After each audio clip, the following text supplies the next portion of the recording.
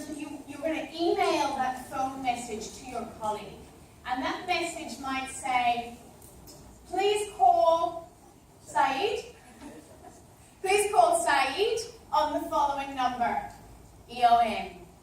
Does that make sense? So there's nothing actually in the body of the email. Now, how does using EOM, how does that increase usability and readability for the reader? Where do we read a lot of our emails today? Just read from the preview. Don't go. The preview, absolutely. So this is fantastic when someone reads their email just from the preview screen. What other way do we read a lot of our emails? Subject line. Possibly just the subject line. But for example, I've been out of my office all day today, but I've been reading my emails on my phone. Yeah. And this becomes really interesting because email is much more complicated than it used to be.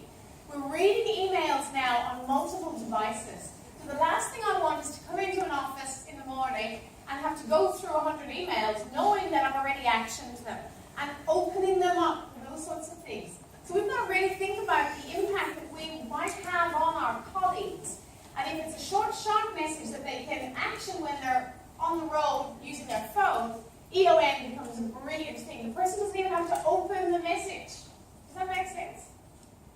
So all of a sudden, we're having a positive impact on our colleagues because they're seeing that we understand these things. Now, there's always going to be people who haven't heard or don't know what EOM is, but they'll get the hang of it pretty quickly. But a lot of businesses now are using EOM. Where did you heard about it before? Where did you hear about it before?